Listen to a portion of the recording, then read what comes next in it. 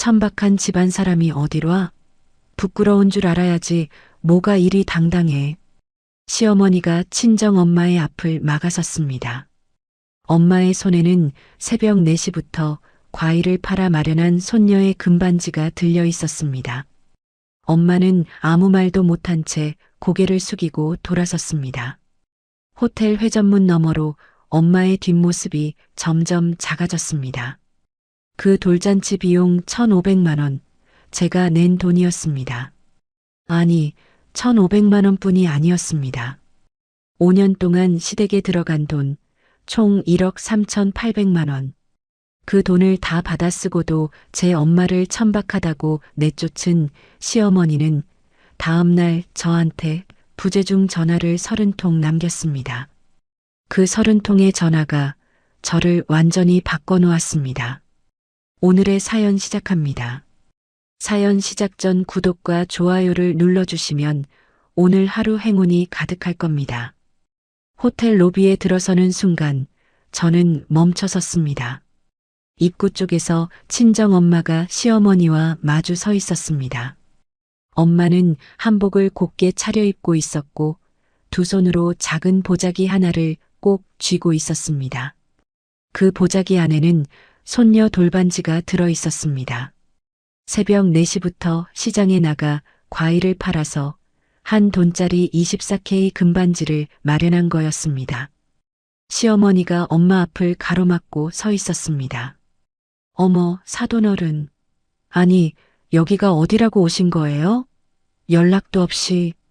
시어머니의 목소리는 얼음장처럼 차가웠습니다.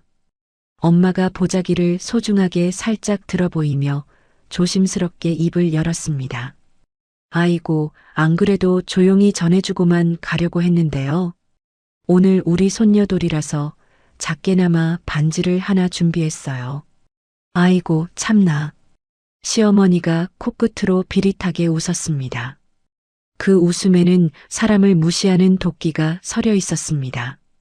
사돈어른, 나 성격 급한 거 아시죠? 솔직히 대놓고 말할게요. 오늘 우리 집안 큰 행사거든요. 여기 오는 손님들이 다 급이 있는 분들인데 이렇게 천박한 집안 사람이 얼쩡거리면 어쩌자는 거예요? 행사 물버리게. 엄마의 손이 파르르 떨렸습니다. 보자기를 꽉 쥔 손가락 끝이 하얗게 질려버렸습니다. 엄마는 입술만 달싹일 뿐 아무 말도 하지 못했습니다. 옆에 서 있던 시누이 미라가 팔짱을 떡하니 끼며 얄밉게 거들었습니다. 엄마 말이 맞아요. 아유, 사돈어른. 눈치가 너무 없으시다. 올케 친정 식구들은 그냥 안 와도 되는 거 아니에요? 분위기 확 깨지게 진짜. 로비에 시댁 친척 서너 명이 있었습니다. 큰 시숙모, 작은 시숙 부부, 그리고 시고모. 시고모는 작년 시아버지 칠순잔치 때 제가 땀 흘리며 상 차리는 걸 도와주면서 수진아, 내가 참 고생이 많다라며 제 손을 꼭 잡아주던 분이었습니다. 시고모가 이쪽을 빤히 보고 있었지만 그저 입술만 꽉 깨물고 먼 산만 보았습니다. 아무도 엄마 편을 들어주지 않았습니다. 엄마가 죄 지은 사람처럼 고개를 푹 숙였습니다. 보자기를 가슴팍에 꼭 끌어안고 천천히 몸을 돌렸습니다. 호텔 회전문을 밀고 나가는 엄마의 뒷모습이 한없이 작아 보였습니다. 풀이 죽은 한복 고름이 찬바람에 힘없이 흔들리고 있었습니다. 저는 3미터 거리에서 그 모든 광경을 지켜봤습니다. 심장이 쿵쾅거리고 다리가 굳어서 한 발짝도 움직일 수가 없었습니다. 엄마가 회문 밖으로 완전히 사라지는 걸 보고 나서야 저는 떨리는 손으로 핸드폰을 꺼냈습니다. 돌잔치 업체 담당자에게 바로 전화를 걸었습니다. 여보세요. 돌잔치 예약한 한수진입니다. 지금 당장 5호텔 연회장 예약 전부 취소해 주세요. 네, 계약자도 저고 결제도 제 카드로 긁은 겁니다.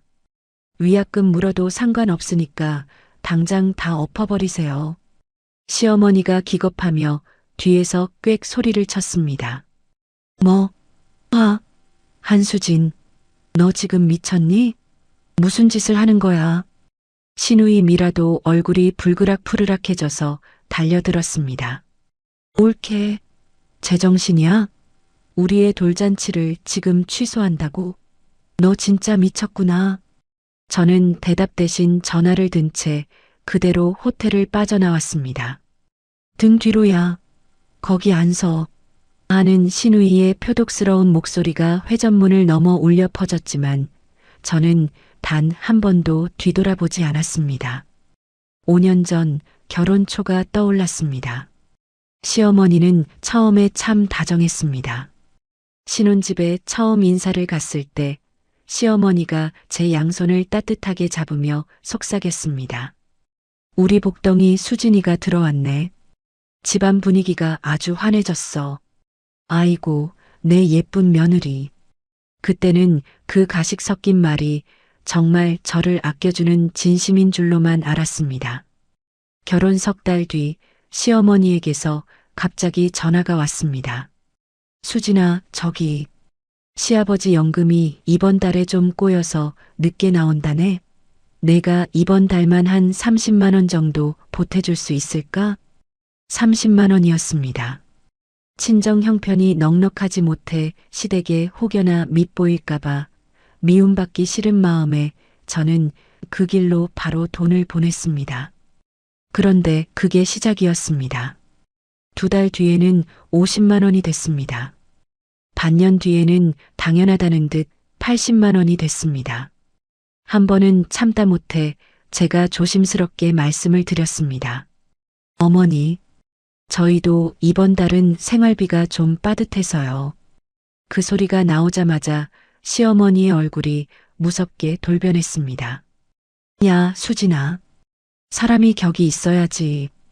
가족끼리 돈 몇 푼 가지고 유세 부리는 거, 그거 정말 천한 짓이야. 너 그런 사람이었니? 실망이다, 얘. 그 천하다는 한마디에 저는 죄인처럼 입을 꾹 다물었습니다. 그 뒤로 힘들다는 말은 입 밖으로 꺼내지도 못했습니다. 당시 저는 어린이집 보조교사로 쥐꼬리만 한 월급을 받고 있었고 남편 현우도 평범한 회사원이었습니다. 둘이 맞벌이하던 시절에는 매달 80만 원씩 갖다 바치는 게 숨이 턱 끝까지 차올라도 어떻게든 버텼습니다. 결혼 2년 차 신우이 미라가 결혼할 때 시어머니가 저를 조용히 방으로 불렀습니다. 수진아, 신우이 결혼인데 축의금은 내가 넉넉히 해야지. 우리 집안 체면이 있지. 남들 보기 부끄럽지 않게 한 300은 해라. 저는 피눈물을 머금고 결혼 전부터 10년 동안 꼬박꼬박 부어온 적금을 깨서 300만 원을 보냈습니다. 정작 제 결혼식 때 신우이가 낸 축의금은 달랑 50만 원뿐이었습니다. 결혼 3년 차에 아이를 낳고 육아휴직에 들어갔습니다. 나라에서 나오는 육아휴직 급여월 150만 원이 수입의 전부였습니다. 그런데 그 힘든 시기에 신우이 남편이 카페를 차린다며 5천만 원을 빌려달라고 했습니다. 시어머니가 아침부터 전화를 걸어 생난리를 쳤습니다. 야, 가족이 뭐냐? 좋을 때만 가족이야? 사업만 잘 되면 바로 갚는다는데 내가 가진 거 싹싹 긁어서 좀 도와줘라. 너밖에 없다. 결국 남은 적금 다 털고 그것도 모자라 제 이름으로 은행 대출 2천만 원까지 받아서 총 5천만 원을 보내줬습니다. 차용증 하나 써달라는 소리도 못했습니다. 시어머니는 카톡으로 딱 한 줄 보냈습니다. 고맙다, 수진아. 꼭 갚으라고 미라한테 신신당부했어. 그게 끝이었습니다. 심지어 신우이는 제 체크카드까지 빌려갔습니다. 옳게, 나 우리 애기 기저귀랑 분유 쌀 때만 잠깐 쓸게. 금방 돌려줄게. 하지만 카드는 돌아오지 않았고 제 통장 잔고만 야금야금 깎여나갔습니다. 시아버지 칠순 때는 또 어땠나요? 800만 원을 고스란히 제가 냈습니다. 명절마다 25만 원짜리 한우 세트, 어머니 생신엔 50만 원 상품권, 아버님 건강식품에 매해 단 한 번도 거르지 않고 제 돈을 쏟아부었습니다. 그러는 동안 저는 점심때 혼자 찬밥에 물 말아서 김치랑 먹었습니다.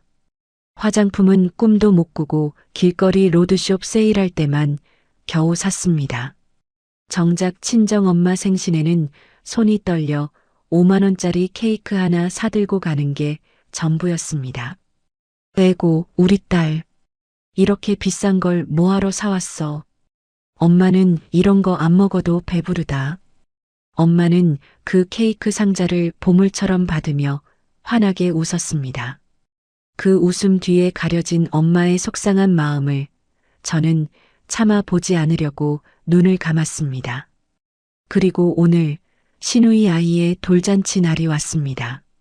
시어머니는 제게 명령하듯 카톡을 보냈습니다. 돌잔치는 무조건 저기 5호텔 연회장으로 잡아라. 손님도 100명은 불러야지. 우리 집안격에 맞게 폼나게 해야 할 거 아니니. 돌잔치 업체 상담부터 계약, 그리고 그 비싼 결제까지 전부 제 이름과 제 카드로 했습니다. 총 비용 1,500만 원. 시누이 자식의 돌잔치 비용을 뼈 빠지게 고생한 제가 전액 다 냈습니다. 그렇게 내 돈으로 화려하게 차려놓은 잔치판에서 정작 내 엄마는 천박하다는 소리를 들으며 쫓겨났습니다.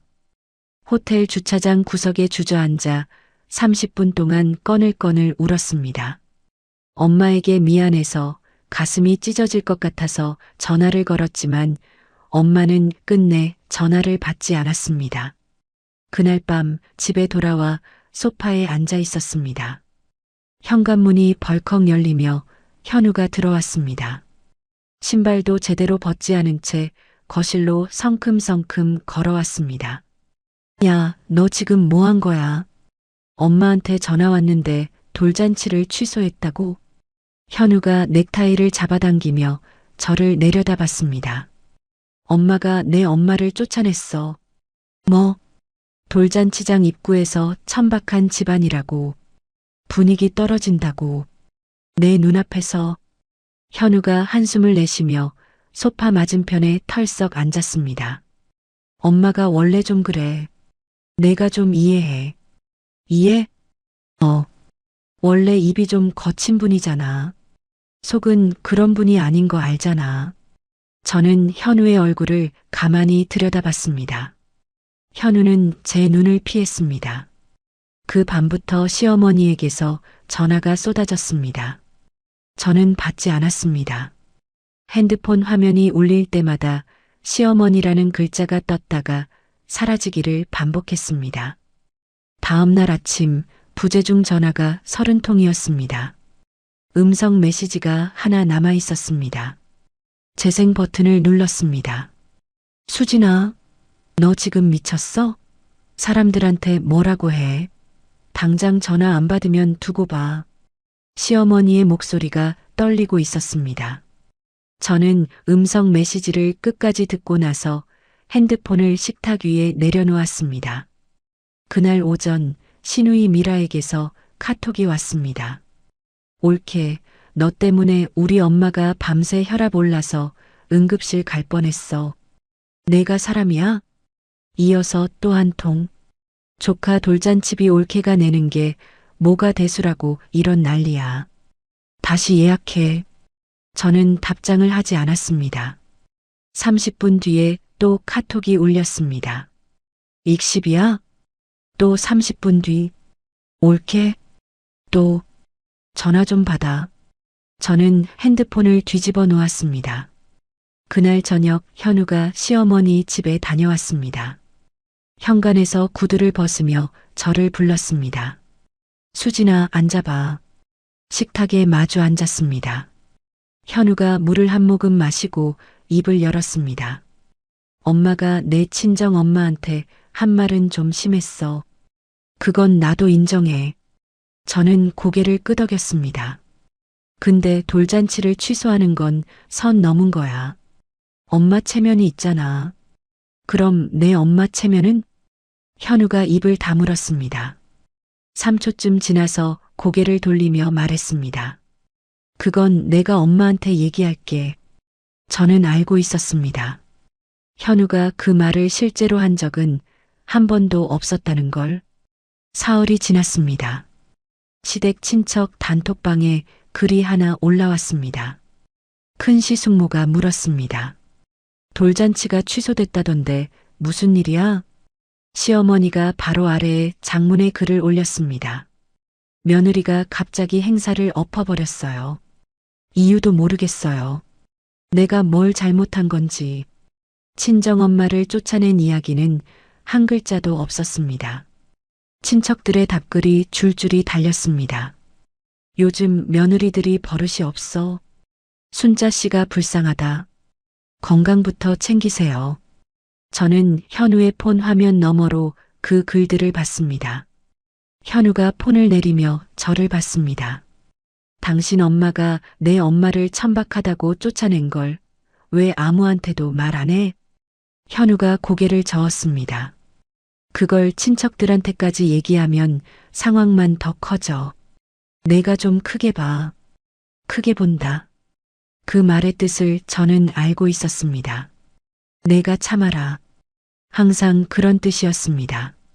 일주일이 지나자 시어머니가 직접 우리 집에 왔습니다.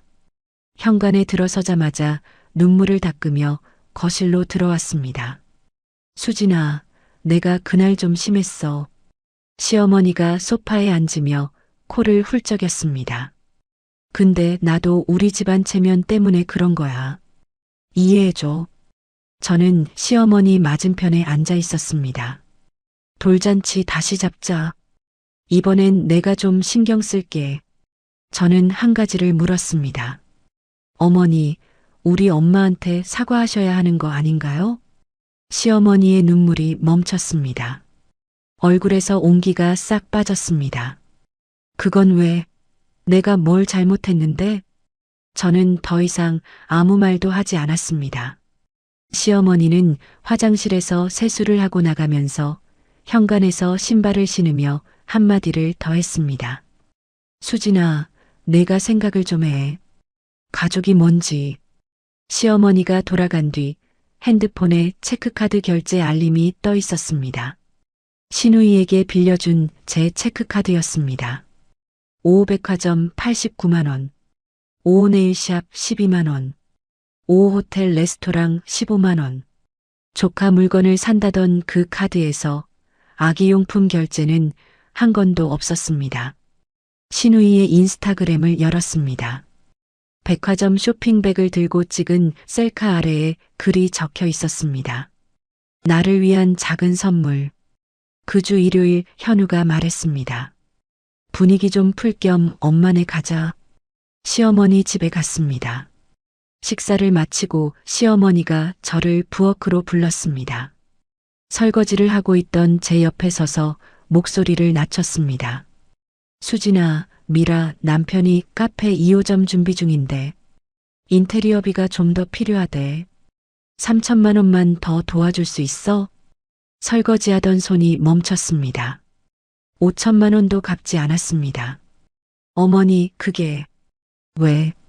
또 돈 얘기하려고? 가족인데 그러는 거 아니라고 했잖아. 시어머니가 행주를 집어들며 부엌을 나갔습니다. 돌아오는 차 안에서 현우는 라디오를 틀고 아무 말이 없었습니다. 저는 조수석에 앉아 창밖을 봤습니다. 가로등 불빛이 지나갈 때마다 차 안이 밝아졌다, 어두워졌다를 반복했습니다. 집에 돌아와 아이를 재우고 거실에 혼자 앉았습니다. 친정엄마에게 전화를 걸었습니다. 신호음이 3번 울리고 엄마가 받았습니다. 우리 수진이 이 밤에 웬일이야? 엄마의 목소리는 평소처럼 밝았습니다. 엄마, 밥 먹었어? 먹었지. 너는? 응, 먹었어. 엄마가 잠깐 말이 없더니 조용히 말했습니다. 수진아, 엄마는 괜찮아. 내가 혼날까봐 그게 걱정이야. 저는 전화를 끊고 나서 소리 없이 울었습니다. 그날 밤 잠이 오지 않았습니다. 새벽 2시에 거실로 나와 물을 한 잔 마셨습니다. 컵을 내려놓고 멍하니 앉아 있다가 무심코 장롱 서랍을 열었습니다. 맨 안쪽에 결혼 초부터 써온 통장이 있었습니다. 표지가 낡아서 모서리가 말려 있었습니다. 저는 그 통장을 꺼내 들고 식탁 앞에 한참을 앉아 있었습니다. 다음 날 아침 아이를 어린이집에 보내자마자 집 근처 은행으로 갔습니다. ATM기에 통장을 넣었습니다. 기계가 내역을 찍어내기 시작했습니다. 시어머니에게 보낸 80만 원, 또 80만 원, 또 80만 원. 시누이에게 보낸 30만 원, 30만 원, 30만 원. 시누이 남편 계좌로 보낸 5천만 원. 돌잔치 업체에 입금한 1,500만 원. 기계가 멈추지 않고 줄줄이 찍어냈습니다. 통장 한 권이 다 찼습니다. 창구 직원에게 새 통장으로 이월해달라고 했습니다. 집에 돌아와 식탁 위에 통장을 펼쳤습니다. 서랍에서 형광펜을 꺼냈습니다. 노란색이었습니다. 시댁에 나간 돈에만 하나하나 칠하기 시작했습니다.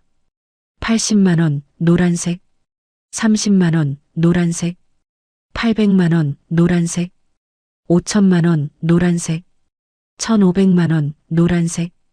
칠하면 칠할수록 빈줄이 없어졌습니다. 다 칠하고 나서 의자를 빼고 한 발 떨어져 통장을 내려다봤습니다. 거의 전부가 노란색이었습니다. 머릿속으로 어렴풋이 알고 있던 것과 눈으로 직접 보는 것은 전혀 달랐습니다. 핸드폰을 들었습니다. 시어머니와의 카톡 대화방을 열었습니다. 맨 위부터 천천히 내렸습니다. 수진아, 이번 달 용돈 좀 일찍 보내줘. 계모임 있어. 스크롤을 내렸습니다. 미라 남편 사업자금 좀 도와줘. 가족인데 당연한 거 아니니. 더 내렸습니다.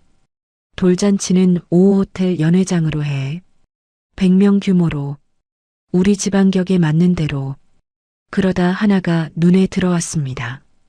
시누이 남편에게 5천만 원을 보낸 직후 시어머니가 보낸 메시지였습니다. 고마워 수진아. 꼭 갚을게. 미라한테도 얘기해놨어. 저는 그 화면을 길게 눌렀습니다. 캡처했습니다. 사진첩에 저장된 걸 확인하고 한 번 더 캡처했습니다. 장롱 서랍을 다시 열었습니다. 안쪽에서 경조사 수첩이 나왔습니다. 결혼 초부터 꼼꼼히 적어놓은 제 글씨가 빼곡했습니다. 시누이 결혼 축의금, 제가 낸 것 300만 원. 제 결혼 때 시누이가 낸 것 50만 원. 시아버지 칠순잔치, 제가 부담한 것 800만 원. 친정아버지 제사에 시댁이 보낸 것 빈칸. 시누이 아이 돌잔치, 제가 낸 것 1,500만 원. 제 아이 돌잔치에 시댁 축의금 30만 원. 숫자가 나란히 적혀 있었습니다. 왼쪽은 빼곡하고 오른쪽은 텅 비어 있었습니다. 그날 오후 집 근처 은행에 한 번 더 갔습니다. 창구에 앉아 말했습니다. 제 명의 체크카드 거래 내역서를 2년치로 뽑아주세요. 4일 뒤에 우편으로 도착했습니다. A사 용지 7장이었습니다. 5백화점, 5네일샵, 5호텔, 5면세점. 빼곡했습니다. 아기 분유, 기저귀는 전체 건수에서 열에 하나도 안 됐습니다. 서랍에서 형광펜을 다시 꺼냈습니다. 이번에는 빨간색이었습니다. 아기 용품이 아닌 항목에 줄을 그었습니다. 7장이 거의 빨간색으로 물들었습니다. 핸드폰에서 아기 카메라 앱을 열었습니다. 아이 낮잠을 확인하려고 거실에 설치해둔 카메라였습니다. 움직임을 감지하면 자동으로 클라우드에 저장되는 기능이 있었습니다. 과거 영상을 날짜별로 눌러봤습니다. 시어머니가 혼자 우리 집에 왔을 때의 영상이 여러 건 남아 있었습니다. 첫 번째 영상, 시어머니가 냉장고를 열고 제가 장봐놓은 한우를 비닐봉지에 담고 있었습니다. 두 번째 영상, 시어머니가 거실에서 전화통화를 하고 있었습니다. 우리 며느리가 뭘 아나 시키면 시키는 대로 하는 애야. 세 번째 영상. 시어머니가 제 화장대 앞에 서서 화장품 2개를 자기 가방에 넣고 있었습니다. 날짜와 시간이 화면 아래에 찍혀 있었습니다. 손이 떨렸습니다. 이게 쓸 수 있는 건지 아닌지는 제가 판단할 수 없었습니다. 일단 영상 파일을 핸드폰에 따로 저장해 뒀습니다. 식탁 위에 전부 펼쳐 놓았습니다. 형광펜으로 노랗게 물든 통장, 카톡 캡처를 편의점에서 출력한 종이, 경조사 수첩, 체크카드 거래 내역서 7장, 돌잔치 업체 해약 확인 문자 캡처, 위약금 380만 원 결제 문자 캡처, 시어머니가 남긴 부재중 전화 30통 스크린샷. 한참을 내려다봤습니다. 그날 저녁 현우가 퇴근하기 전에 자료들을 큰 봉투 하나에 넣었습니다. 장롱 안쪽에 숨겼습니다. 현우가 현관문을 열고 들어오며 말했습니다. 엄마한테 전화해. 저는 고개를 끄덕였습니다. 시어머니에게 전화를 걸었습니다. 목소리를 최대한 가다듬었습니다. 어머니, 제가 생각이 짧았어요. 죄송합니다. 돌잔치 다시 알아볼게요. 그래, 수진아. 내가 이제야 철이 드는구나. 전화를 끊었습니다. 화장실에 들어가 문을 잠갔습니다. 대학 동기 지연이에게 카톡을 보냈습니다. 언니, 나 상담 좀 받고 싶어. 시간 돼? 지연이는 대학 졸업 후 법대에 가서 지금은 가사 전문 변호사로 일하고 있었습니다. 평소에도 가끔 연락하는 사이였지만 시댁 이야기를 꺼낸 건 처음이었습니다. 1분 만에 답장이 왔습니다. 내일 점심 괜찮아? 다음 날 아침 시어머니에게 카톡을 보냈습니다. 어머니, 돌잔치 장소 다시 알아보러 나갑니다. 가방 안에 봉투를 넣었습니다. 봉투 겉면에 볼펜으로 적어둔 글자가 있었습니다. 시댁 정리. 버스에 올라타 창밖을 봤습니다. 카페 구석자리에 마주 앉았습니다. 지연이 앞에 봉투를 열어 하나씩 꺼내 놓았습니다. 형광펜으로 노랗게 물든 통장, 카톡 캡처 출력물, 경조사 수첩, 체크카드 거래 내역서 7장, 아기 카메라 영상이 저장된 핸드폰, 돌잔치 위약금 문자 캡처, 부재중 전화 30통 스크린샷. 지연이가 커피잔을 내려놓고 하나하나 넘겨봤습니다. 한참을 말없이 들여다보더니 고개를 들었습니다. 수진아, 너 이거 생각보다 많이 가지고 있어. 지연이가 제일 먼저 집어든 건 카톡 캡처였습니다. 시어머니가 보낸 메시지를 손가락으로 짚었습니다. 고마워 수진아. 꼭 갚을게. 미라한테도 얘기해놨어. 이 문장이 제일 중요해. 지연이가 캡처 종이를 식탁 위에 똑바로 놓으며 말했습니다. 차용증은 없지만 빌린 사실이랑 같겠다는 뜻을 시어머니가 직접 글로 남긴 거야. 법정에서 돈을 빌렸다는 걸 인정하는 핵심 증거가 돼. 카톡 한 줄이 그렇게 중요해? 차용증 없이 돈 빌려주고 못 받는 일이 얼마나 많은데. 그런 경우에 이런 문자 한 줄이 이기고 지는 걸 가르는 거야. 지연이가 다음으로 체크카드 내역서를 펼쳤습니다. 7장을 빠르게 훑어보더니 빨간 형광펜이 칠해진 줄들을 손끝으로 따라갔습니다. 이건 4명의 카드를 신우이한테 빌려준 거지? 네. 조카 물건만 사겠다고 해서요. 근데 실제로는 본인 쇼핑이랑 외식에 썼잖아. 약속한 용도 말고 다른 데 쓴 거니까 돌려받을 수 있는 돈이야. 지연이가 내역서를 내려놓으며 말했습니다. 이 카드 당장 은행 가서 분실 신고해. 사용 중지시켜야 해. 내역은 이미 뽑아놨으니까 잘 보관하고. 저는 고개를 끄덕였습니다. 지연이가 제 핸드폰을 들고 아기 카메라 영상을 재생했습니다. 시어머니가 냉장고에서 한우를 꺼내 비닐봉지에 담는 장면이 나왔습니다. 화장대에서 화장품을 가방에 넣는 장면이 이어졌습니다. 전화통화 영상에서 시어머니의 목소리가 흘러나왔습니다. 우리 며느리가 뭘 아나 시키면 시키는 대로 하는 애야. 지연이가 영상을 멈추고 핸드폰을 내려놓았습니다. 이건 내 집에 내가 설치한 카메라야. 내가 몰래 찍으려고 숨긴 게 아니라 아기 보려고 원래 달아놓은 건데 거기에 찍힌 거잖아. 그러면 이게 증거가 돼? 돼. 그것도 아주 강하게. 특히 내 물건을 몰래 가져가는 장면은 도둑질한 정황까지 보여주는 거야. 지연이가 통장을 다시 펼쳤습니다. 노란 형광펜이 칠해진 줄들을 하나하나 세더니 물었습니다. 수진아, 시어머니한테 매달 보낸 80만 원. 5년이면 4,800만 원이야. 이 돈을 시어머니가 생활비로 쓴 거야? 아니면 본인 용도로 쓴 거야? 시어머니 인스타그램에 백화점 쇼핑이랑 문화센터 다니는 사진이 자주 올라와요. 지연이가 커피잔을 한쪽으로 밀며 몸을 앞으로 기울였습니다. 만약 내가 보낸 돈으로 백화점을 다니고 문화센터를 다닌 거면 그건 생활비가 아니야. 법에서는 그걸 증여로 볼 수 있어. 증여요? 쉽게 말하면 내가 시어머니한테 공짜로 준 돈이 되는 거야. 며느리가 시어머니한테 주는 돈은 10년에 1,000만 원까지만 세금이 안 붙거든. 4,800만 원이면 한도를 훨씬 넘긴 거야. 시어머니가 세금 신고를 안 했으면 밀린 세금에 벌금까지 붙을 수 있어. 저는 잠시 멍해졌습니다. 이건 지금 당장 쓸 카드는 아니야. 지연이가 손을 저으며 말했습니다. 근데 나중에 시어머니가 돈을 안 갚겠다고 버틸 때 이 한마디가 얼마나 무서운지 알아도. 지연이가 이어서 말했습니다. 지금 내가 할 일은 시어머니 인스타그램에서 내 돈으로 쇼핑하고 외식한 정황이 보이는 게시물을 날짜별로 캡처해 두는 거야. 나중에 지워버리면 없어지니까.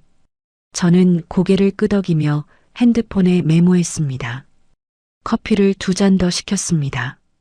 지연이가 가방에서 노트를 꺼내 펜으로 줄을 긋기 시작했습니다.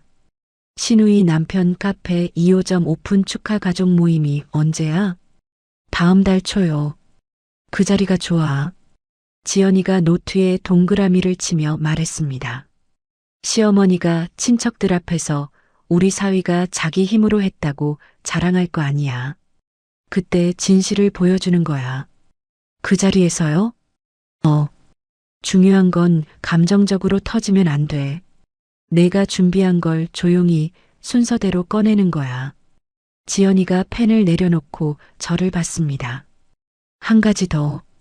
신우이 남편 카페가 법인으로 등록돼 있으면 인터넷에서 누구나 등기부등본이라는 서류를 떼볼 수 있어. 거기에 회사 만들 때 넣은 돈이 얼마인지, 그 돈을 언제 넣었는지가 다 나오거든. 내가 5천만 원 보낸 날짜랑 같은지 한번 확인해 봐. 그날 저녁 집에 돌아와 컴퓨터를 켰습니다. 인터넷 등기소에 접속해서 신우이 남편의 카페 이름을 검색했습니다. 법인 등록이 되어 있었습니다. 서류를 떼보니 회사를 만들 때 넣은 돈이 5천만 원이었고 그 돈을 넣은 날짜가 적혀 있었습니다. 제가 5천만 원을 보낸 날짜와 같은 날이었습니다. 저는 그 서류를 출력해서 봉투에 넣었습니다. 그날부터 저는 달라졌습니다. 겉으로는 완전히 달라진 며느리처럼 행동했습니다.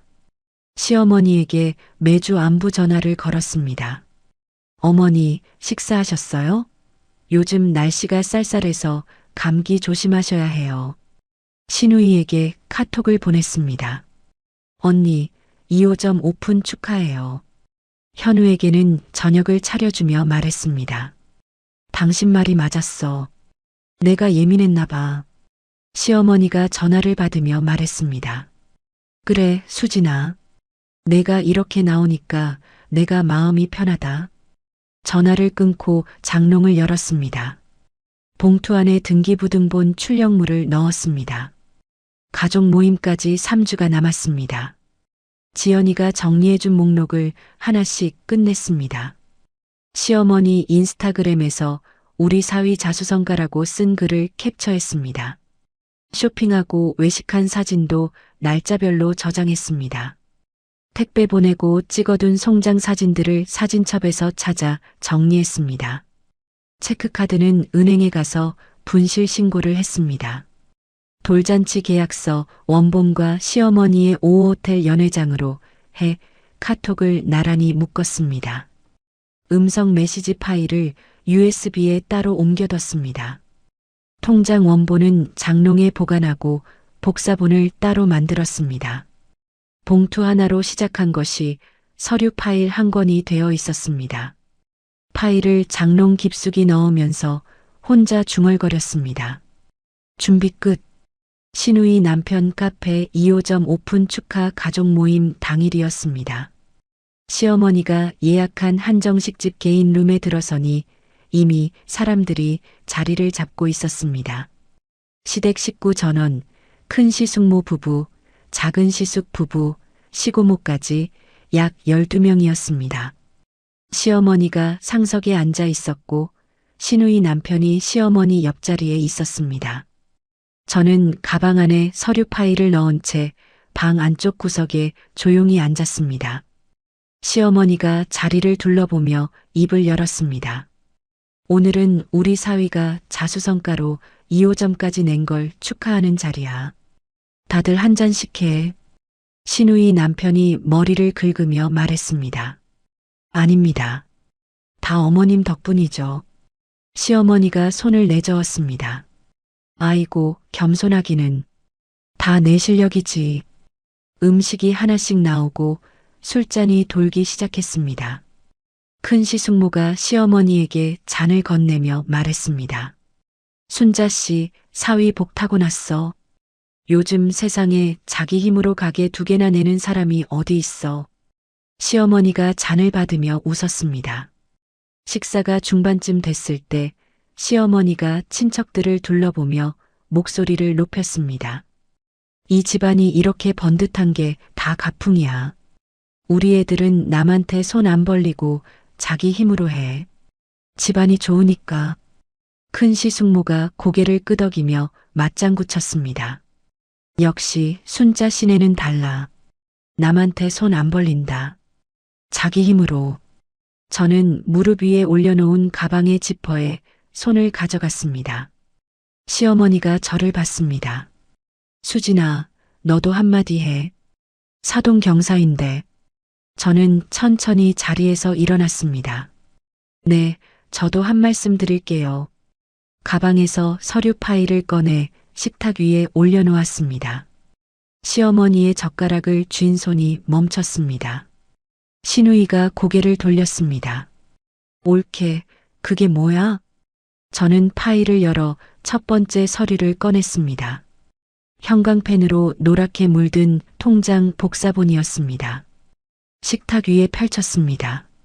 이건 제가 결혼하고 5년 동안 시댁에 보낸 돈이에요. 매달 어머니한테 80만 원, 신우이한테 30만 원, 시아버지 칠순잔치 800만 원, 이 자리에 주인공인 카페 사업자금 5천만 원, 지난번 돌잔치 비용 1,500만 원. 방안이 조용해졌습니다. 두 번째로 등기부등본 출력물을 꺼냈습니다.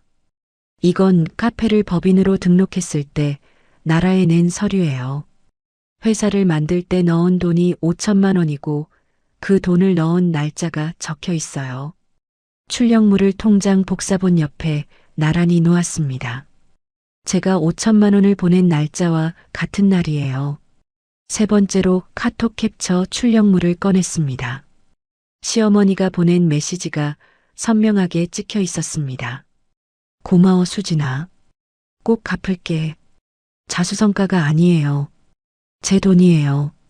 시어머니의 얼굴이 빨갛게 달아올랐습니다. 숟가락을 식탁에 내려치며 소리쳤습니다. 수진아, 지금 뭐 하는 거야?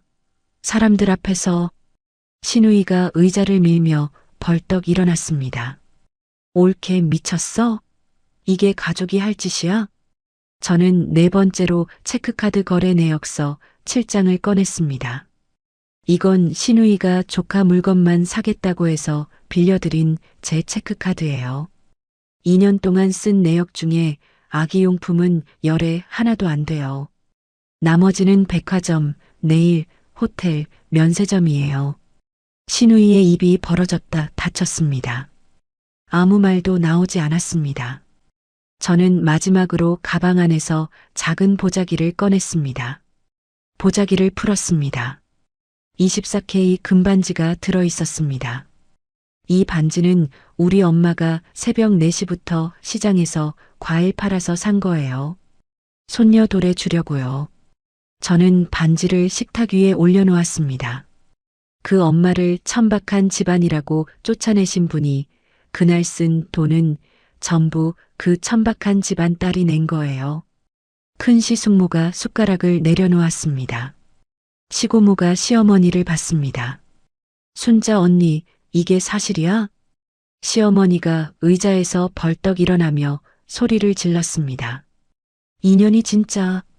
현우가 제 팔을 잡으며 끼어들었습니다. 수진아, 그만해. 여기서 이러면 안 돼. 큰 시숙모가 손을 들어 현우를 막았습니다. 잠깐, 현우야. 수진이 말 좀 끝까지 들어보자. 작은 시숙이 통장 복사본과 카톡 캡처를 번갈아 보면서 시어머니에게 물었습니다. 형수님, 이 돈 진짜 안 갚으신 겁니까? 시어머니가 작은 시숙을 노려봤습니다. 가족끼리 돈 얘기를 이 자리에서 하는 게 말이 되냐? 이건 집안 망신이야. 시고모가 다시 물었습니다. 순자 언니, 며느리 돈으로 해놓고 자수성가라고 자랑한 거야? 바깥사돈을 천박하다고 쫓아낸 게 사실이야? 시어머니가 입을 열었다 닫았습니다. 신우이 남편은 고개를 숙인 채 국구름만 들여다보고 있었습니다. 저는 서류를 다시 파일에 정리하며 말했습니다. 저는 이 자리에서 싸우려고 이런 게 아니에요. 5년 동안 가족이니까 참고 가족이니까 냈어요. 근데 그 돈을 낸 사람의 엄마를 천박하다고 쫓아내시는 건 가족이 할 일이 아닌 것 같아서요. 자리에서 일어났습니다. 나가기 전에 시어머니를 봤습니다. 어머니, 갚으셔야 할 돈은 정리해서 보내드리겠습니다. 한정식집을 나왔습니다. 주차장에서 차에 타고 핸드폰을 꺼냈습니다. 지연이에게 카톡을 보냈습니다. 끝났어. 답장이 바로 왔습니다. 수고했어. 이제 시작이야. 저는 운전대를 잡고 숨을 고르다가 친정 엄마에게 전화를 걸었습니다. 엄마, 나 밥 먹으러 갈게. 그래 와. 엄마가 맛있는 거 해놓을게. 가족 모임 다음 날 아침이었습니다. 현우가 거실 소파에 앉아 핸드폰을 들여다보고 있었습니다. 표정이 굳어 있었습니다. 제가 아이에게 이유식을 먹이다가 슬쩍 봤더니 시댁 친척 단톡방이 열려 있었습니다. 시어머니가 장문의 글을 올린 상태였습니다. 며느리가 가족 모임에서 미친 짓을 했다. 돈 몇 푼 준 걸로 온 집안을 망신시켰다. 나는 밤새 울었다. 가슴이 아파서 병원에 가야 할 것 같다. 돌잔치에서 친정 엄마를 쫓아낸 이야기는 없었습니다. 5천만 원을 갚지 않은 이야기도 없었습니다. 한 글자도요. 신우이 미라가 바로 아래에 댓글을 달았습니다. 우리 엄마가 며느리한테 얼마나 잘해줬는데 은혜를 원수로 갚는 거다. 큰 시숙모의 남편이 올렸습니다. 어제 분위기가 좀 이상하긴 했다. 나머지 친척들의 글이 줄줄이 달렸습니다. 순자 씨 건강부터 챙기세요. 요즘 젊은 사람들이 어른 공경을 모른다. 몸조리 잘하세요. 시고모는 아무 글도 올리지 않았습니다. 현우가 핸드폰을 소파 위에 내려놓고 저를 봤습니다. 아무 말도 하지 않았습니다. 저도 아무 말을 하지 않았습니다. 그날 오후 현우가 식탁에 저를 앉혀놓았습니다. 맞은편에 앉더니 두 손을 깍지 끼고 말했습니다. 어제 내가 한 거 나도 참고 있었는데. 저는 현우의 눈을 봤습니다. 이혼하자. 나 더 이상 못하겠어. 당신이 이혼을 원하는 거야? 엄마가 그러는데 내가 이 집안에 있으면 집안이 망한대. 나도 그렇게 생각해. 저는 현우의 얼굴을 한참 들여다봤습니다. 현우는 시선을 아래로 떨궜습니다. 알겠어. 생각해 볼게. 현우가 고개를 들었습니다. 제가 바로 무너질 줄 알았는지 눈이 살짝 커졌습니다. 저는 자리에서 일어나 부엌으로 갔습니다. 이틀 뒤 원장님에게서 카톡이 왔습니다. 아이를 어린이집에 데려다주고 돌아오는 길이었습니다. 수진 선생님, 잠깐 얘기할 게 있어요. 전화를 걸었습니다. 원장님의 목소리가 조심스러웠습니다. 선생님, 신우이 분이라는 분한테서 전화가 왔었어요. 신우이요? 네. 선생님이 정신적으로 좀 불안한 상태라서 복직하면 아이들한테 위험하지 않겠냐는 내용이었어요. 핸드폰을 쥔 손에 힘이 빠졌습니다. 길 한복판에서 멈춰 섰습니다. 원장님, 저는 수진 선생님, 선생님이 어떤 사람인지는 내가 제일 잘 알아요. 걱정하지 마세요. 그냥 선생님이 알고 계셔야 할 것 같아서 말씀드리는 거예요. 전화를 끊고 한참을 서 있었습니다. 신우이가 제 직장에까지 전화를 했다는 게 믿기지 않았습니다. 그 주말 친정 엄마에게 전화를 걸었습니다. 엄마 목소리가 평소와 달랐습니다. 기운이 없었습니다. 엄마, 무슨 일 있어? 아니, 아무것도 아니야. 엄마가 한참 말이 없다가 천천히 입을 열었습니다. 시어머니가 전화했어. 뭐라고 하셨는데? 수진이를 잘못 키웠다고. 내 딸 때문에 우리 집안이 망신당했다고. 친정에서 수진이 좀 데려가라고. 저는 눈을 감았습니다. 엄마, 언제 전화 온 거야? 그저께. 왜 나한테 말 안 했어? 내가 걱정할까봐. 엄마가 코를 훌쩍이는 소리가 들렸습니다. 엄마는 괜찮아. 진짜야. 괜찮지 않다는 걸 알 수 있었습니다. 전화 너머로 엄마의 목소리가 떨리고 있었습니다. 현우의 태도는 더 노골적으로 변했습니다. 그동안 내던 아파트 월세 85만 원을 끊어버렸습니다. 카톡으로 한 줄이 왔습니다. 이혼할 건데 내가 왜 월세를 내? 알아서 해. 육아휴직 급여 150만 원으로 아이와 둘이 살아야 했습니다. 현우는 퇴근 후에 집에 잘 들어오지 않았습니다. 시어머니 집에서 지내는 날이 많아졌습니다. 가끔 옷을 갈아입으러 들어오면 저와 눈도 마주치지 않고 방으로 들어갔습니다. 그 와중에 시고모에게서 개인 카톡이 왔습니다. 단톡방에서 한마디도 하지 않았던 시고모였습니다. 수진아, 고모야. 순자 언니가 나한테도 전화해서 울더라. 근데 그날 모임에서 내가 보여준 통장이랑 카톡, 그게 다 사실이지? 네, 사실이에요. 한참 뒤에 답장이 왔습니다. 그렇구나, 순자 언니가 너한테 그렇게까지 했구나, 알았어. 그 뒤로 시고모에게서 더 이상 연락은 없었습니다. 밤이 제일 힘들었습니다. 아이는 아빠가 안 들어오는 날이 많아지자 현관문이 열릴 때마다 기어가서 바라봤습니다. 택배 아저씨가 벨을 눌러도 옆집 사람이 문을 닫는 소리가 나도 아이는 현관 쪽을 돌아봤습니다. 밤에 아이를 재울 때 이불을 덮어주면서 아이의 얼굴을 들여다봤습니다. 이 아이를 위해서라도 무너지면 안 된다고 생각했습니다. 어느 저녁 아이를 재우고 나서 거실에 앉아 지연이에게 전화를 걸었습니다. 언니, 신우이가 내 직장에까지 전화했어.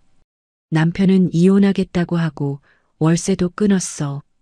시어머니는 우리 엄마한테 전화해서 잘못 키웠다고 하고. 나 어떻게 해야 돼? 지연이가 잠시 말이 없었습니다. 숨소리만 들리다가 천천히 입을 열었습니다. 수진아, 지금 저 사람들이 이렇게 나오는 건 내가 진실을 꺼냈으니까 불안한 거야. 역공이 거셀수록 내가 제대로 때렸다는 뜻이야. 지금 무너지면 안 돼. 전화를 끊고 장롱에서 봉투를 다시 꺼냈습니다. 새로 넣어야 할 것들이 있었습니다. 원장님이 보내준 카톡 메시지를 캡처했습니다. 신우이가 전화한 날짜와 내용이 담겨 있었습니다. 현우가 보낸 이혼하자는 카톡을 캡처했습니다. 이혼할 건데 내가 왜 월세를 내라는 카톡도 캡처했습니다. 친정엄마에게 전화해서 부탁했습니다. 엄마, 시어머니가 전화한 거 날짜랑 시간이랑 뭐라고 했는지 기억나는 대로 메모해줘. 종이에 적어서 보관하고 있어. 왜? 그걸 왜?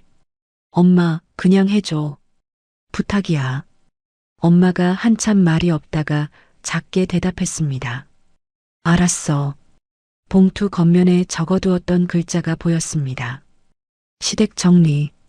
그 아래에 볼펜으로 한 줄을 더 적었습니다. 반격. 2주 뒤 지연이의 사무실을 찾았습니다. 테이블 위에 서류 파일 2권을 올려놓았습니다. 처음에 봉투 하나로 시작한 것이 이만큼 늘어 있었습니다. 지연이가 파일을 펼치며 말했습니다. 수진아, 이제 법적으로 움직인다. 세 갈래로 간다. 지연이가 노트에 숫자 2를 쓰며 말했습니다. 첫 번째, 시어머니랑 신우이한테 빌려준 돈을 돌려달라는 공식 서류를 보낸다. 우체국 등기우편으로 보내는 건데 받는 사람이 수령한 게 기록으로 남아.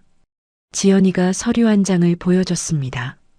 사업자금 5천만 원, 돌잔치 비용 1,500만 원, 위약금 380만 원, 체크카드 무단 사용분까지 금액이 항목별로 적혀 있었습니다.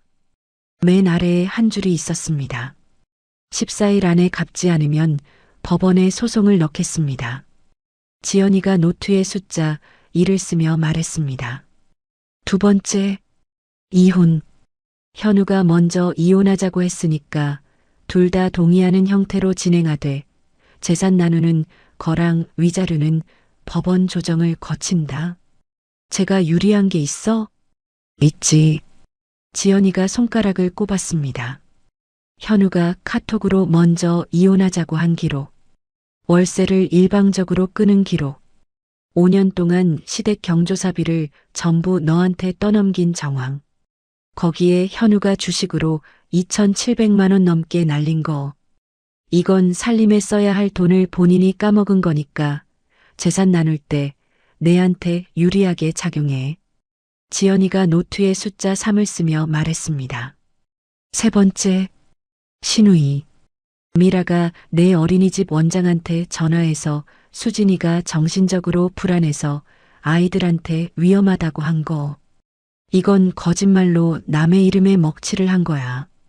원장님 카톡 메시지랑 통화 기록이 있으면 고소할 수 있어. 원장님이 필요하면 서류 써주겠다고 하셨어요. 그러면 충분해. 우체국에서 등기우편이 발송됐습니다. 지연이가 인터넷으로 배달 상태를 확인했습니다. 이틀 뒤 시어머니가 서류를 수령한 기록이 떴습니다.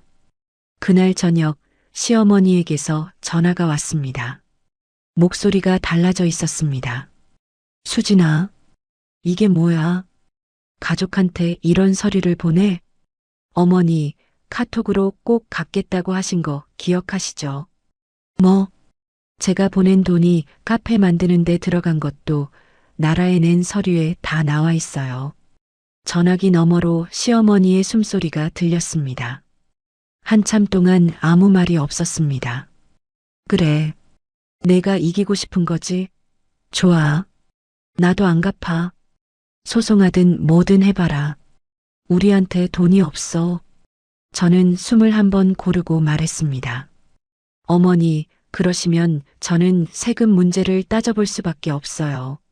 어머니가 저한테 5년 동안 받으신 돈으로 백화점을 다니시고 문화센터를 다니신 건 생활비가 아니에요.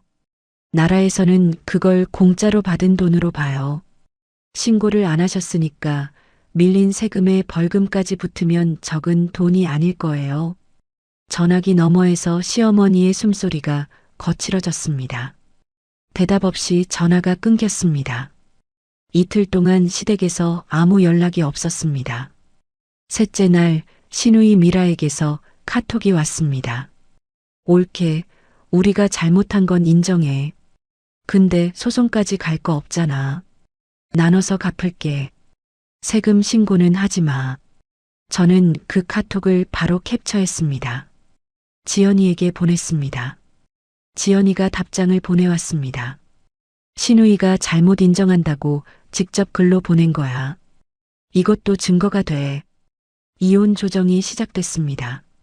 현우 쪽에서는 이렇게 주장했습니다. 아내가 알아서 시댁에 돈을 보낸 거니까 스스로 준 돈이다. 지연이가 서류를 하나하나 꺼냈습니다. 시어머니가 보낸 카톡, 5호텔 연회장으로 해. 미라 남편 좀 도와줘. 시어머니 본인이 쓴 꼭 갚을게. 아기 카메라에 찍힌 시어머니의 목소리, 시키면 시키는 대로 하는 애야. 지연이가 조정위원에게 말했습니다. 스스로 준 게 아닙니다. 시어머니가 지시하고 요구해서 낸 돈이에요. 시어머니 본인이 갚겠다고 한 기록도 있고요. 조정위원이 서류들을 넘기며 고개를 끄덕였습니다.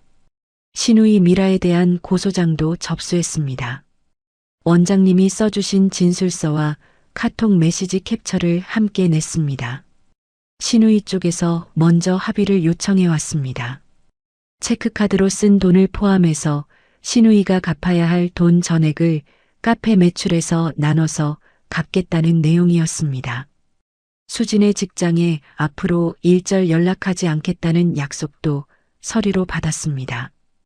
이혼 조정 결과가 나왔습니다. 현우는 잘못한 쪽으로 판정받았습니다.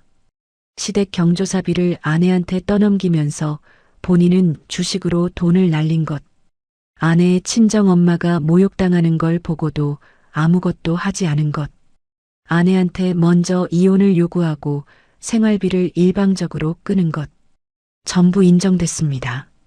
재산을 나눌 때 제 쪽에 유리한 비율이 적용됐습니다. 전세 보증금은 제가 결혼 전에 모아둔 적금에서 나간 돈이라는 것이 확인돼서 온전히 제 것으로 인정됐습니다. 모든 절차가 끝난 날 지연이의 사무실에서 마지막 서류에 서명을 했습니다. 펜을 내려놓고 지연이를 봤습니다. 언니 고마워. 지연이가 서류를 정리하며 고개를 저었습니다. 내가 한 거야. 나는 방향만 알려준 거지. 사무실을 나서면서 가방 안에 있는 봉투를 꺼내봤습니다. 겉면에 시댁 정리라고 적고 그 아래에 반격이라고 한 줄을 더했던 봉투였습니다. 한참을 바라봤습니다. 이제 이 봉투가 필요 없다는 걸 알았습니다. 이듬해 봄이었습니다. 이혼이 확정되고 소송이 모두 끝난 뒤 저는 아이를 데리고 친정엄마가 사는 동네로 이사했습니다. 결혼 전에 모아둔 적금에서 나온 전세 보증금으로 작은 빌라를 구했습니다. 이삿짐을 들여놓은 날 엄마가 와서 방마다 굵은 소금을 한 줌씩 뿌렸습니다. 이제 여기서 새로 시작하는 거야. 엄마가 마지막 방에 소금을 뿌리고 돌아서는데 아이가 빈 거실을 뒤뚱뒤뚱 걸어다니며 까르르 웃었습니다. 엄마가 아이를 보며 입꼬리를 올렸습니다. 시어머니 쪽에서 돈을 갚기 시작했습니다. 처음에는 차일피일 미뤘습니다. 한 달이 지나도 입금이 없어서 지연이를 통해 두 번째 서류를 보냈습니다. 정해진 날짜까지 갚지 않으면 재산을 강제로 처분하는 절차에 들어가겠다는 내용이었습니다. 그 서류가 도착하고 3일 뒤부터 매달 정해진 금액이 통장에 들어오기 시작했습니다. 시누이 남편의 카페 매출에서 빠져나가는 돈이었습니다. 입금 알림이 뜰 때마다 저는 더 이상 형광펜을 꺼내지 않았습니다. 어린이집에 복직했습니다. 예전과 같은 보조교사 자리였습니다. 첫 출근 날 원장님이 교무실에서 저를 반겼습니다. 수진 선생님 걱정했는데 돌아와서 다행이에요. 원장님, 그때 알려주셔서 감사했어요. 진짜로요. 원장님이 제 어깨를 한번 토닥이고 교실 쪽으로 걸어갔습니다. 아이들과 함께 지내는 낮 시간이 돌아오니까 하루의 리듬이 생겼습니다. 퇴근 후에는 엄마 가게에 들러 아이를 엄마한테 맡기고 과일 상자를 옮기거나 진열을 정리하는 걸 도왔습니다. 여름이 됐을 때 엄마 과일 가게 바로 옆에 작은 점포 하나가 비었습니다. 주인 아저씨가 엄마한테 말했습니다. 옥순 씨 옆에 새 놓을 건데 혹시 아는 사람 있어? 저녁에 엄마랑 밥을 먹으면서 꺼냈습니다. 엄마 옆에 빈 가게에서 과일 주스 팔면 어때? 엄마가 숟가락을 멈추고 저를 봤습니다. 내가 무슨 가게를 또 해? 과일 장사도 벅찬데. 엄마가 주중에 과일 가게 보면서 옆에 주스 가게도 같이 봐. 나는 퇴근하고 오면 합류하고 주말에는 내가 하고. 그래도 위자료 받은 거에서 보증금 낼 수 있어. 엄마 과일로 주스 만들면 재료비도 안 들잖아. 엄마가 밥그릇을 내려놓고 한참 생각하더니 천천히 고개를 끄덕였습니다. 간판 이름은 옥순내로 할 거야. 엄마가 손사래를 쳤습니다. 아이고, 내 이름을 왜 간판에 써? 우리 엄마 이름이니까. 엄마가 쑥스러운 듯 고개를 돌렸지만 입꼬리가 올라가 있었습니다. 개업 준비를 하는 동안 뜻밖의 전화가 왔습니다. 시고모였습니다. 수진아, 고모야. 고모님, 안녕하세요. 내가 가게 연다는 소식 들었어. 축하해. 시고모가 잠깐 말을 멈췄다가 이어서 말했습니다. 그리고 그때 내가 아무것도 못해줘서 미안했어. 아니에요, 고모님. 전화 주신 것만으로도 감사해요. 전화를 끊고 나서 돌잔치장 로비가 떠올랐습니다. 시고모가 입술만 깨물고 서 있던 모습이요. 그때는 아무 말도 못했지만 지금 이 전화 한 통이 시고모가 할 수 있는 전부라는 걸 알았습니다. 개업 첫날이었습니다. 옥순내라고 쓴 간판이 가게 위에 걸려 있었습니다. 엄마가 앞치마를 두르고 과일을 씻고 있었습니다. 저는 퇴근하자마자 달려와서 가게 앞에 작은 화분들을 놓았습니다. 첫 손님이 문을 열고 들어왔습니다. 지연이었습니다. 꽃다발을 들고 있었습니다. 대박 나라. 언니 고마워. 진짜. 지연이가 꽃다발을 카운터 위에 올려놓고 메뉴판을 들여다봤습니다. 딸기 주스 하나. 지연이가 돈을 내밀었습니다.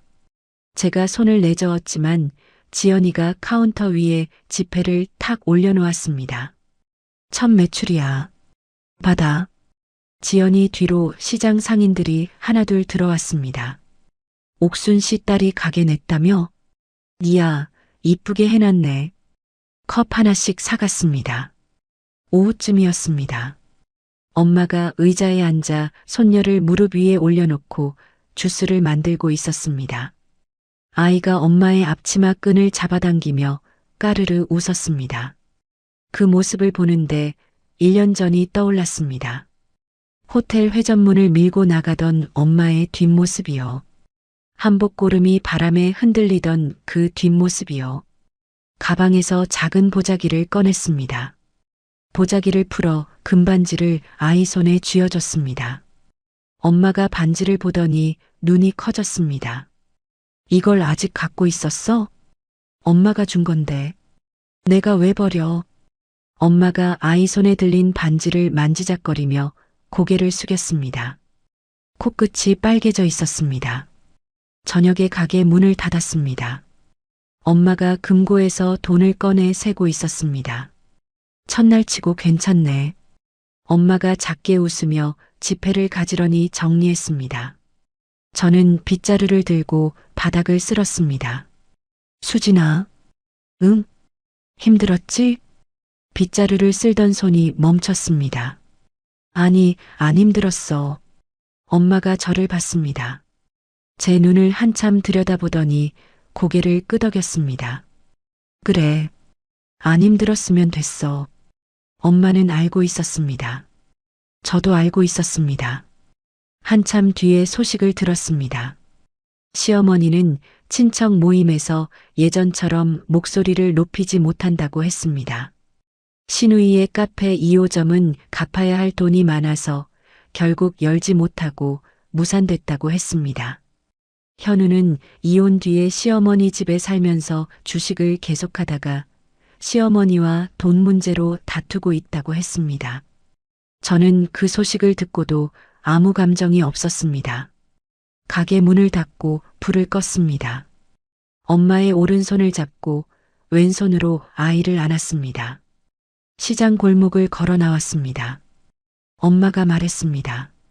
내일은 딸기가 싸게 들어온대. 딸기 주스 해볼까? 아이가 제 품에서 고개를 들었습니다. 딸기.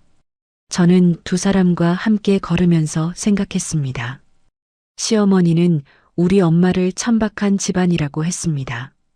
새벽 4시에 시장 문을 열고 딸을 위해 금반지를 사고 쫓겨나면서도 엄마는 괜찮아라고 말하는 이 사람이 제가 아는 세상에서 가장 품격 있는 사람이었습니다. 이 작은 가게 위에 옥순내라는 간판을 올린 건 그 품격에 대한 저의 대답이었습니다. 여러분, 수진 씨의 이야기 어떠셨나요? 수진 씨는 결혼하고 5년 동안 한 번도 자기 자신한테 돈을 쓴 적이 없었습니다. 시어머니가 달라고 하면 드렸고, 시누이가 필요하다고 하면 빌려줬고, 남편이 괜찮다고 하면 괜찮은 줄 알았습니다. 가족이니까요. 가족이면 당연히 참아야 하는 거라고, 그게 며느리의 도리라고 생각했습니다. 그런데 돌잔치장에서 친정엄마가 쫓겨나는 걸 보고서야 깨달은 겁니다. 내가 지키지 못한 건 돈이 아니라 사람이었다는 걸요. 새벽 4시에 과일 팔아서 금반지 하나 사들고 온 엄마, 그 엄마를 지켜주지 못한 게 수진 씨한테는 가장 큰 후회였습니다. 참는 게 미덕이라는 말, 어르신들은 많이 들어보셨을 겁니다. 저도 그렇게 배웠습니다. 그런데 참는 것과 당하는 것은 다릅니다. 참는 건 내가 선택하는 거지만 당하는 건 상대가 나를 무시해도 가만히 있는 겁니다. 수진 씨는 참고 있었던 게 아니라 당하고 있었던 겁니다. 그걸 구분하는 순간 비로소 자기 자리를 찾을 수 있었습니다. 가족이라는 이름 뒤에 숨어서 한쪽만 희생을 요구하는 관계는 가족이 아닙니다. 진짜 가족은 옥순내 간판 아래에서 딸기 씻는 엄마와 딸기라고 외치는 손녀, 그 사이에 있었습니다. 이야기를 끝까지 들어주신 분이 계시다면 잘 들었다고 댓글 하나만 남겨주세요. 감사합니다. 오늘의 사연도 끝까지 들어주신 시청자 여러분들 감사합니다. 오늘 하루도 무탈하고 행복한 하루 보내세요.